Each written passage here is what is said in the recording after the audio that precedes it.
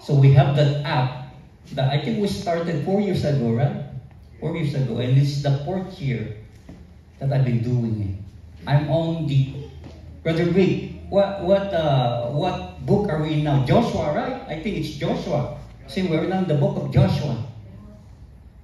We're now in the book of Joshua. I think I am ahead like 3 days ahead.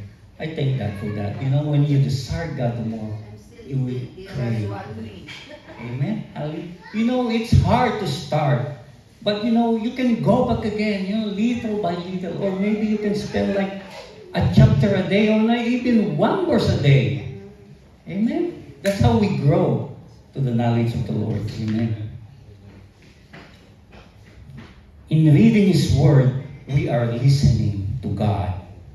Speak through it by Spirit. So, who illuminates to us His Word to us. Amen. If we read the Word of God over and over again, you can see that there's different messages all the time. You know, there was one time that, not a long time ago, me and Brother Eli was talking. You know, brother, I've been reading this Word and we're sharing. And you know, the second time that I read, I found a new message again. And the third time that I read this one, I found a new message. The same is true with the Word of God. There are always new messages every time you read it. Amen? Because they are new every morning when you read the Word of God. I mean, I didn't know that, you know, when Jesus raises Lazarus from the dead. You know that story? I've been reading that the whole time, but I missed the point. See, this is the thing that I want to share with you. When Jesus called Lazarus in the tomb, with Lazarus come out. But Lazarus came out with, you know, those linens are bound. How can a dead man walk? But as soon as he following Jesus, you know, those rubs just keep start coming up. This is the same thing is true when we start following Jesus. All the things that bound us will just come to loose. Amen? Hallelujah. When we follow Jesus, all those things that bound us will just come loose. Amen? See, this is a new revelation again. I have read that so many times, but I missed the point. But now I see it. There's so much more that I can share, but you know, it's going to be out of our text. But I just want to share, you know, when you read the Word of God 2 times, 3 times, 4 times, there are always new messages that will come out. Amen? Ask the wisdom of the Holy Spirit. Let's give a clap offering to God. The other way to listen to God is simply quiet your heart and hear God. This means finding a space without interruption and removing distraction to simply present with God. That's why we have these retreats so that we can seclude ourselves in the mountains, on the mountaintop, so that we can be with the Lord. Or maybe like early in the morning when everything's asleep, you know, go to some corner of your house and then pray to God, Lord, I am here. He may not speak anything to you one day and the next leave you with something imprinted in your heart. In a culture of distraction, it may be hard to sit and still and be quiet. But it is how we let God know we are there and we want to hear from Him. Amen? There's a lot of distraction in this world. But you sit there, let God know, Lord, here I am listening. Amen? Just putting yourself in a quiet position, like even though there's a lot of distraction and your neighbors and everything, let God know that you are there. Lord, I long for you. Speak to me, Lord. I am listening. Amen? That's how we can draw closer to God. Amen? John 10:27, it says, the Lord Jesus says, my sheep listen to my voice. I know them and they follow me. Amen? The third thing we can do to have a closer relationship with God is speak to Him through prayer. Amen? Speak to God through prayer, not just the gift of healing. Amen? Speak to God through prayer. Amen? Speak to Him. You know, the first cordless microphone was invented by the Lord. Jeremiah 33:3.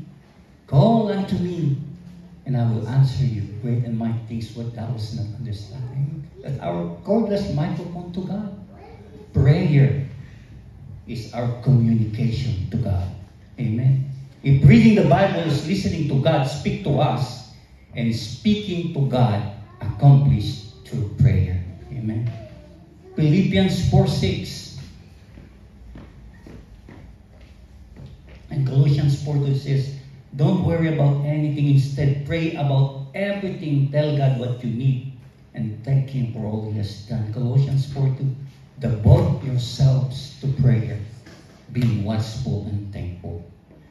The Bible tells us also that never stop praying. It says pray, in other translations, it says pray without ceasing. Never stop praying. I think that's in Colossians chapter 5. Oh no, I mean 1 Thessalonians chapter 5 or 7. That's in your wall. Sister Limpa, right? Yeah. 5, rejoice, pray continually, give thanks in all circumstances. I think it's 5:17. Never stop praying. That's what the Bible says. The gospel often records Jesus separating himself away from the crowd to separate himself just to commune with the Father in prayer. You know that Jesus, whenever he starts his day, he always seclude himself to pray with the Father. Amen. That's how he starts his day. That's how he communicates with the Father, through prayer. Prayer is much more than simply a way to ask God for the things that we need or want. Right? It's just like communicating to God. It's just like telling Him how good He is. It's not just telling Him all you want. Praise Him, thank Him, and then you can ask what you want. Consider the model prayer that Jesus gives His disciples. They call it the Lord's Prayer. Some other call it the Lord's Prayer. Matthew chapter 6 verse 9 to 13 says, in this manner therefore pray, our Father in heaven, hallowed be your name. Your kingdom come, your will be done on earth as it is in heaven. Give us this day our daily bread, and forgive us our debts as we forgive our debtors. And do not lead us into temptation, but deliver us from the evil one. For yours is the kingdom and the power and the glory forever. Amen. Some churches recite this prayer, but this is how we should model our prayer. Amen. The first three petitions that's highlighted in green are directed towards God. First three are directed towards God. May His name be hallowed. When we say hallowed, His name may be honored, may be revered, may be praised. May His kingdom come, and may His will be done. Those first three refers all to our Father. And then the last three petitions are requests we make of God. After we're taken care of the first three, then we can request to God. Amen? Not like when you start, Lord, give me, Lord, give me, Lord, give me. Not like that, my brothers and sisters. This is the model prayer that Jesus teaches us. We should praise the Lord first. We should give Him thanks first. Amen. And then we can ask. The last three petitions are requests we can make God after we've been taking care of the three. The last three there is, give us this day our daily bread, forgive us our debts, and lead us not to temptation. This is our request to Him. Amen. That is our request towards God. Another we can do to revive our prayer lives is to read the book of Psalms. Amen. If you want to revive your prayer life, read the book of Psalms. Many of the Psalms are heartfelt cries to God for various things in various situations and events of life. Remember the prayer of King David, Psalms 51? Create in me a clean heart, O God. When you're reading Psalms 51, you just can feel the emotions of King David praying to God. You know, he just lost his son that time because he just committed a sin. A murder and adultery. What else? It's a lot. And then he truly repented to God. And you can feel his groanings through the prayer. Create in me a clean heart, O God. That's what is prayer. If you want to revive your prayer life, read books of Psalms. In the Psalms, we see adoration, contrition, giving, and supplications, and divine inspired words of God. Amen? This is how we model our prayer. Amen? Acts. Remember that Acts. First, adore God. And then second, you confess.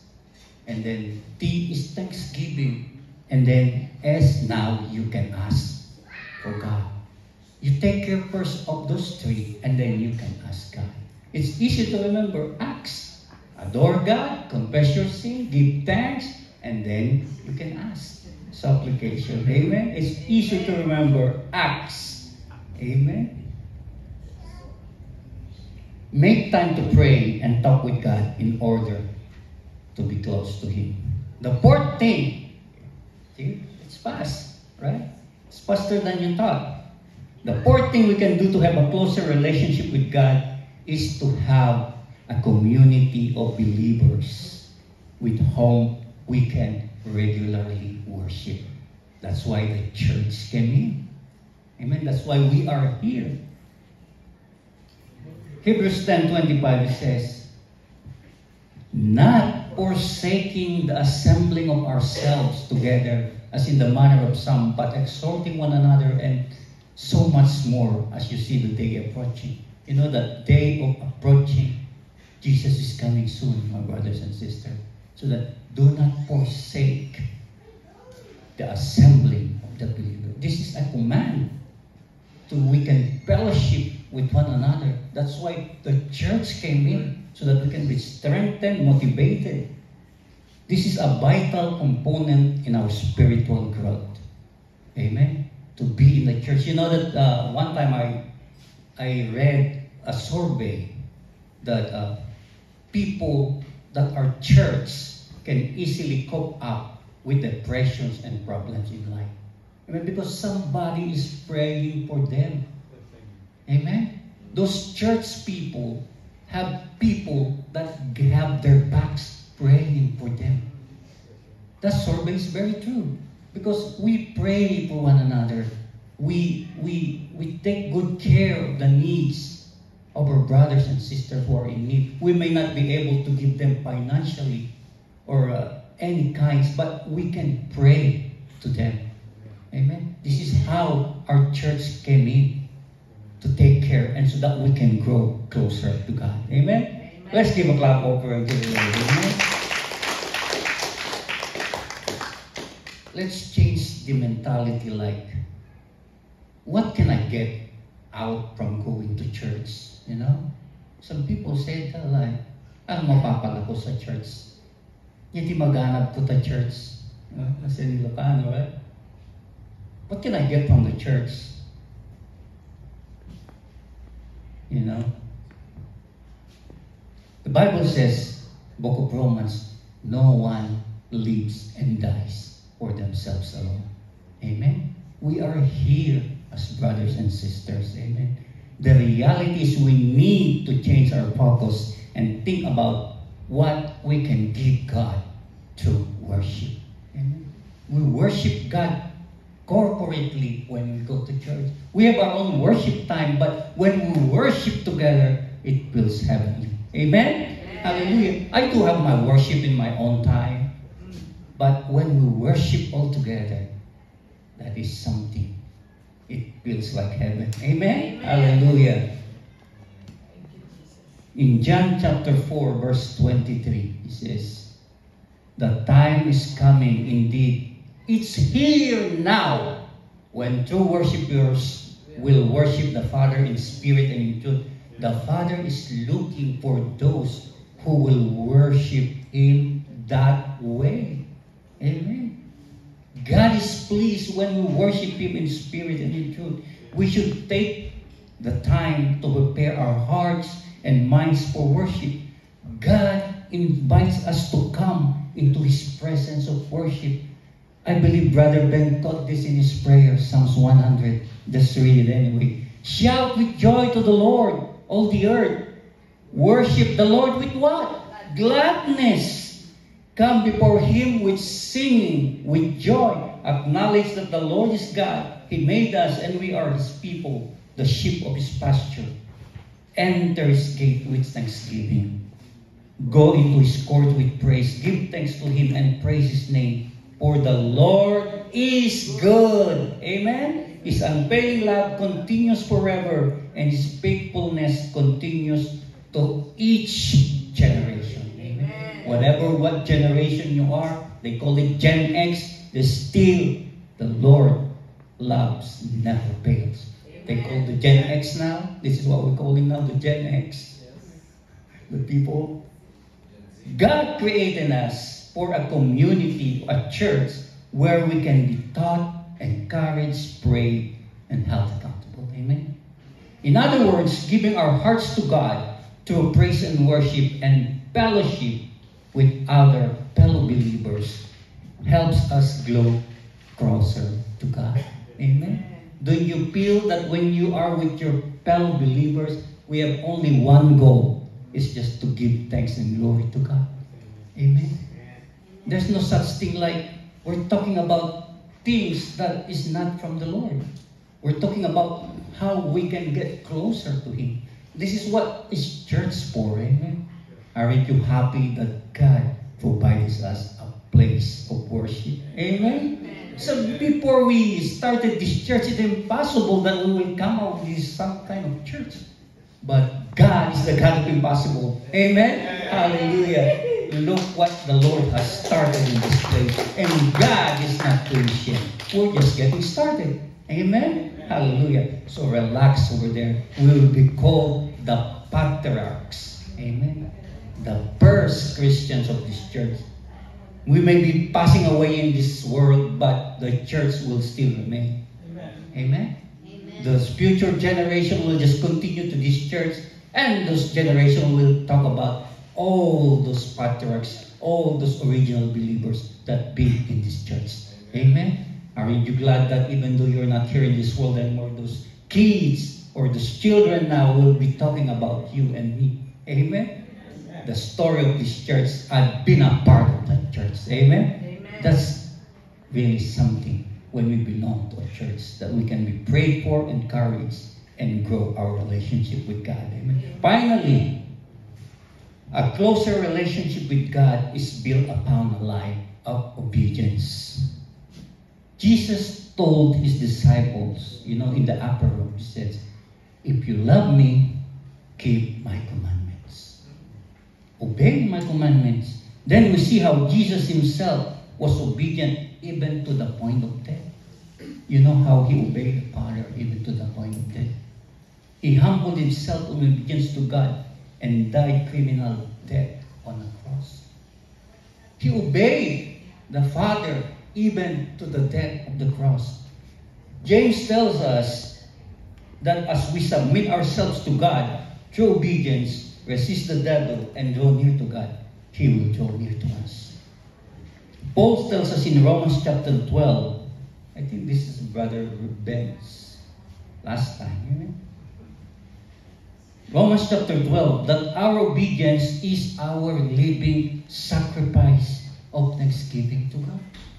When we obey God, this is our thanksgiving, sacrifice of thanksgiving to God. We don't earn salvation through our obedience. I just want to make it clear. We don't earn salvation through our obedience. Rather, it is the way we show our gratitude towards God. The power to have faith and walk in obedience is found in the grace of the gospel. Focusing on our salvation and the gospel message is how we become more obedient, and we do so because we love God. Amen. We obey because we are saved by the grace of God. We are being obedient because that is the product of being saved by the grace of God through faith. Not because of our own deeds or our own works, the good things that we did, but the grace of the Lord. That is the unmerited favor of God to us. Not everything that we have done. It is the grace of God. In conclusion, my brothers and sisters, drawing near or getting closer to God It's not just the 5-step plan that I have given you. That we walk through and say we have finished. Oh yeah, I followed Brother Jay's biblical perspective on how to get through. No, it's not simple as that, brothers and sisters. Being closer to God is an everyday thing. It is more than a way of life. Amen. Christianity is a way of life. Because nobody sees you. Oh, nobody sees me. I can do this. No. It must have to be our way of life. Being a Christian or drawing closer to God is our way of life. We should do it every day, whenever, whatever we can. We should draw always closer to God. In 1 Chronicles chapter 16 and 11, it says, search for the Lord and for His strength. What does it say? Continually seek Him. Amen. That means continuous. We never stop seeking the Lord. We never stop drawing ourselves to God. We continuously seek Him. Amen. Keep seeking to get closer to God and know God. God is moving towards you faster than you are moving towards Him. Amen. When you get closer to God, you never know that God is drawing closer, faster than you ever think. Amen. This commitment will not remove all the temptations or make you perfect. When you fall, do not let the shame of sin and lies of the enemy move you away from pursuing your closeness with God. Amen. Because we are not perfect, we always sin. When we sin, get back to your feet and ask forgiveness again. Lord, I'm so sorry. Draw closer again to God. That's how we get closer to God. Not like when you did something, you separate from the Lord. The longer you separate yourself from the Lord, the longer you will not hear His voice anymore. When you hear that whisper, you have to be close to the one who is whispering you. Right? You can. If you're close, you can hear that whisper. When you're close to God, you can hear Him speak to you. That's why we have to do close to God. Amen? Amen. Through confession, studying your Bible, prayer, regular worship of our community of believers, and obedience, we can develop a closer relationship with God. These are the 5 perspectives that I am showing you. We know relationships take work. We know that we have to be honest with one another. Amen? Same thing like husband and wife. We have to be honest with one another. Amen. Even in your money, right? Sister Nimba? Yes. Even money matters. You have to be honest. Amen. We care about the other and spend time together and value what the others have to say. It's not really different in our relationship with our Heavenly Father. You know that God instituted marriage so that we can be closer with one another, with our husband or our wife. The same is true with our relationship with our Heavenly Father. Amen. When these things are priority in your life is when you feel closer to Him. And the strength to deal with temptations and all the life that brings. Amen? When God is so close to you, you don't mind that the enemy is throwing at you. Because you are so close with God, you don't mind those things. Yes. You don't mind those gossip. You don't mind those bad news that's buzzing around you. Because you are so close to God. You are so focused to God. And you don't mind all these distractions. Amen. Amen. Remember the story that I told you? Like, Pastor, I want to leave this church now. Why? Because there's so much imperfect people in this church. There's too much imperfection. Okay, the pastor said, my son, if you find that perfect church, come back to me. And then this young man went away. And then after a few months, he came back. Pastor, I already found a perfect church for me. Okay, very well, it's good. Pastor said, now it's not perfect anymore because you are already there. Amen. Nobody is perfect, my brothers and sisters. Nobody is perfect. We are all imperfect. We're just being righteous to the sight of God because Jesus becomes our righteousness. Not all the things that we've done, but because the righteousness of God, of the righteousness of Jesus Christ that's in us, then God sees Jesus in us. The Father sees Jesus' righteousness through us. Amen? Hallelujah. That's how we grow closer to God. Amen? When things came into your way, when distractions came into your way, get closer to God. Anyway, amen? Seek Him continually. Times of drawing near to God helps solidify our personal intimacy with the Lord. Amen? Getting close to God gives us the advantage in every realm, even in spiritual or even in physical. Amen? Even though we're weak, we're still strong. Amen. Because the Lord gives us strength. The joy of the Lord, was the Zechariah says, the joy of the Lord is our strength. Yes. It's not by might and not by power, but by the Spirit, says the Lord of hosts. Amen. Amen. The better we know Him, we are living to His purpose, receive His benefits, and victory when we are overwhelmed. Amen. Why all the Christians have all these joys, unexplainable joy in spite of things that they're going through? If you heard Sister Letty's testimony, the family are all worried, right? Yeah. And she has the joy and calmness because she knows that the Lord is in control. Amen. Amen. And finally, God took control of her, and everything went well for her and for her family. That is the God that we serve. He will never leave us. He will never forsake us if we draw closer to Him. Amen. Continually. Amen. Don't separate yourself from the people who believes in the Lord. Don't separate yourself from the Word. From the Word of God. Amen. The more you get closer to God, the more strength that you will receive from Him to empower you to deal with the issues of life, whatever you're dealing with. Amen. We can never hope for His favor while we prepare to remain at a distance from Him. Amen. We don't get the favor of God if we remain a distance from Him. We have to be close to Him so that we can have the benefits and His favor. Remember on those games, basketball game, whatever, concerts or baseball games, right? There is a lower seat, right? There is more expensive one, and there is an upper seat. You know, the closer you are, the more previous that you will get. Right? Just like when a basketball player, when one kid says, "Oh, I like your shoes," take it out, you sign it. Here you go. It's the shoe. But they are close.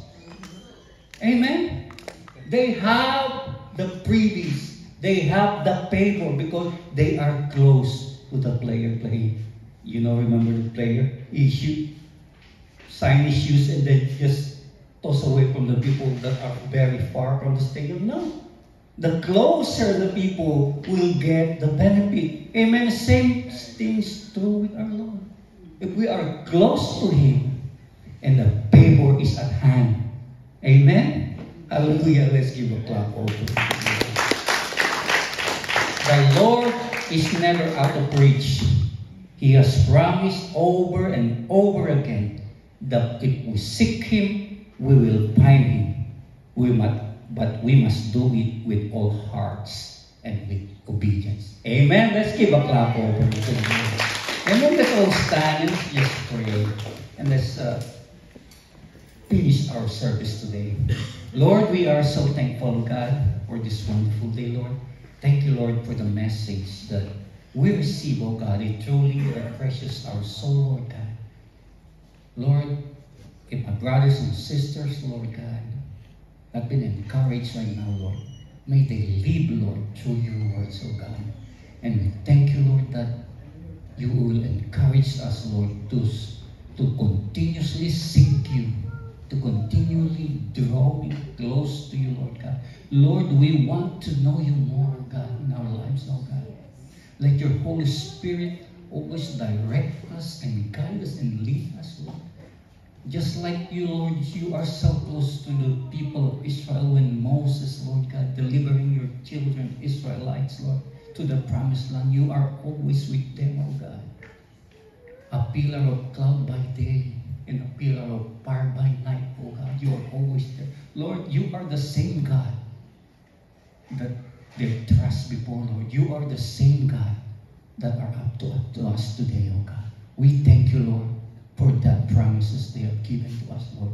Help us, Lord, to solidify, Lord, our trust and relationship with you, Lord God. Help us, Lord, to seek you always, Lord. Help us, Lord, to find time, Lord, to pray and to speak to you, Lord, so that we can have a close personal intimacy with you, Lord Jesus.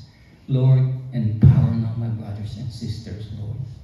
Give them the desire, Lord, to know you more. Whatever problems or struggle there are in, Lord, I pray that you will empower them, oh God. Give them the strength to come up so that they can have the victory that are looking for. We thank you, Jesus. We thank you. Lord, we also pray, Lord, for our brethren, Lord, that are sick, who isn't able to come in this place, Lord, and worship with us. Lord, touch them, oh God. Whatever their situation, Lord, whatever their sickness or their illness, oh God, tell them, Lord, that you are always there for them, oh God. We thank you, Lord. We thank you, Jesus.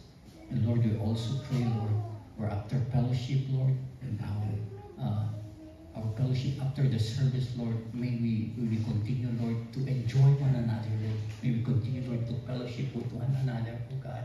And Lord, may you continue, Lord, as we leave this place where your provisions, your mercy, your guidance will always continue ahead of us, oh God. May your heads of protection be always with us, oh God, until the day, Lord, that we will come again to this place and gather and worship you. We thank you, Jesus. We thank you. And now, my brothers and sisters, to him who is able to protect us from falling and to present us to his kingdom with everlasting joy, to the only wise God, to him be glory, majestic, dominion, and power, both now and forever. And the people of God say, Amen and amen. God bless everyone.